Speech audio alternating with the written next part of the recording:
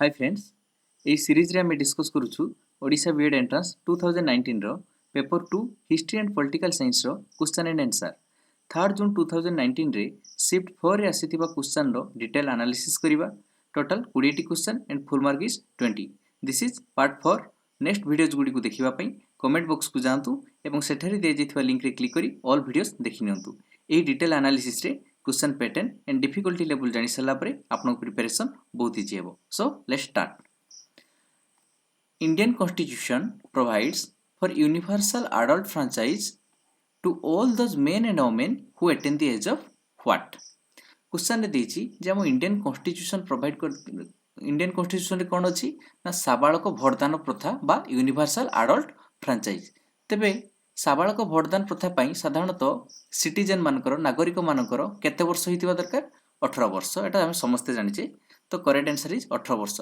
18 वर्ष होई साला परे हमें भोट दे परिबा एहाकू कहै जिथै कोन यूनिवर्सल एडल्ट फ्रेंचाइज बा साबालक भोटदान प्रथा next which one of the following is a silent feature of the Indian constitution रो केउटी गोटी मौलिक वैशिष्ट्य correct answer is partially unitary and partially federal आम जानी आम अनेक गुड़े राज्य और अनेक गुड़े केन्द्रशासित अंचल थिले मध्य वी ऑल आर इंडियन से partially unitary and partial federal आम जानी स्टेट गवर्नमेंट अच्छी और सेंट्रल गवर्नमेंट अच्छी next question who founded Tattvabodhini Sabha for propagating the ideas of the Upanishad ideas गुड़ी को प्रचार प्रसार करने तत्वबोधिनी सभा किए करथिले correct answer is Debendranath Tagore कौन करथिले तत्वबोधिनी सभा प्रतिष्ठा करथिले next question who among the following freedom fighters died in Lahore jail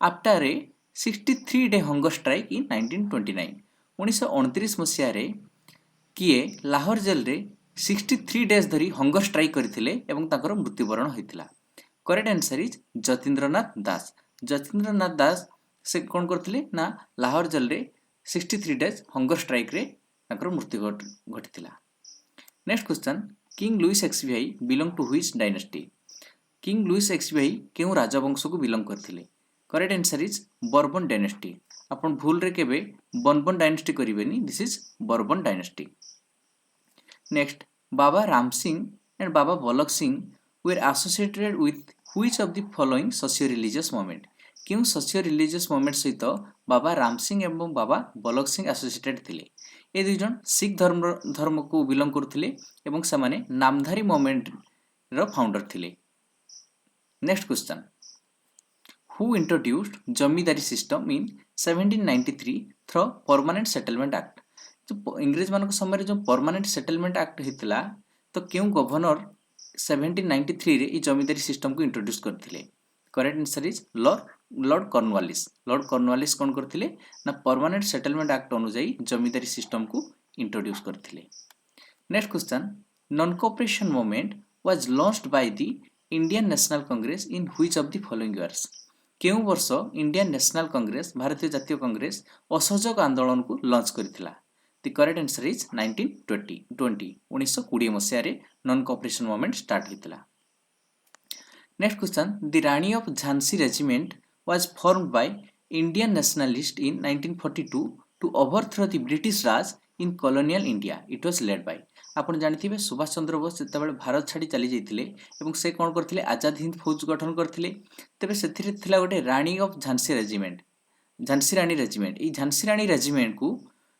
किए लीड करथिले the correct answer is Lakshmi Swaminathan next who was the Mughal emperor when sir Thomas Roe came to India in 1615 1615 मसीह रे sir Thomas राय India को आसीथिले से समय Mughal emperor किए थिले जहांगीर से समय मुगल एम्परर थिले Jahangir next question which one of the following organisation was founded by Swami Vivekananda निम्नलिखित मध्य क्यों ऑर्गेनाइजेशन को फाउंडेशन करथिले correct answer is Ramakrishna Mission आपण मन जानिथिबे ताको गुरुंकर नाम थिला रामकृष्ण परमहंस तेणु रामकृष्ण परमहंस नाम से कौन करथिले रामकृष्ण मिशन फाउंडेशन करथिले next who among the following revolutionaries said the famous inspiring quote humanism is a special virtue of a revolutionary निम्नलिखित मध्यरु केउ विप्लवी रिवोल्यूशनरी माने विप्लवी केउ विप्लवी कहिथिले जे मानविकता हेउछि गोटे स्वतंत्र गुण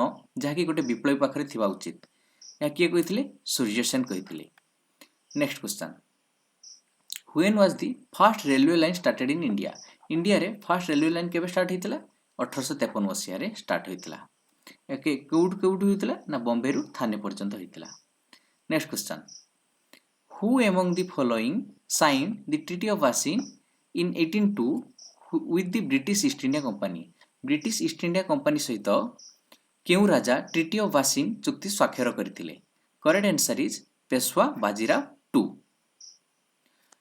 Next question, which country emerged as the richest and most powerful in the world after the First World War?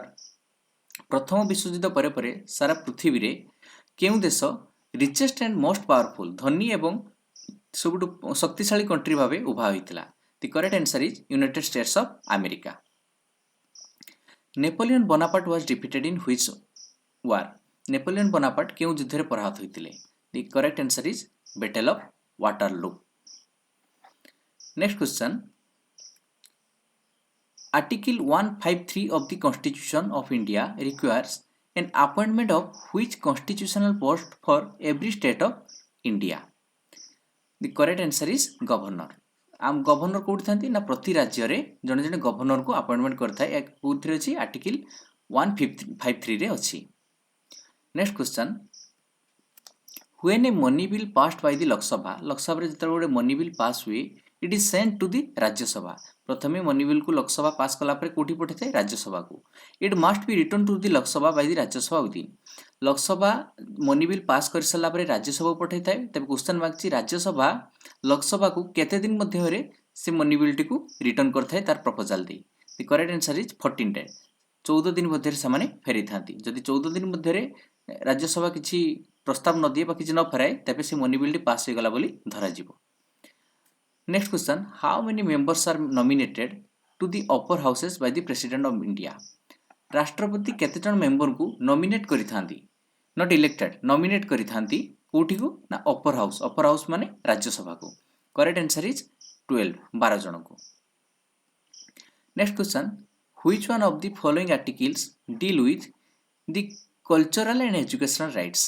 हमर जो आर्टिकल्स रहिछि से आर्टिकल्स रे कल्चरल एंड एजुकेशनल राइट्स केते नंबर आर्टिकल मध्ये रहिछि? The correct answer is 29 and 30। Article 29 एवं 30 रे हमर कोन रहिछि कल्चरल एंड एजुकेशनल राइट्स। तो नेक्स्ट क्लास रे हम 4 जून 2019 रो शिफ्ट 1 रो पेपर 2 रो history and political science questions को डिस्कस करिबा। या लिंक तळे कमेंट बॉक्स रे दिया जाइछि। आपण माने रिक्वेस्ट करूछन्ती जे थियोरीज क्लास एवं लेक्चर क्लास दबा पई, तबे ठीक अछि हम ई क्वेश्चन प्रीवियस ईयर सीरीज सरिला परे हम थियोरी क्लास स्टार्ट कर दबा। If you like this video, please comment, like, share and subscribe our channel. Thanks for watching.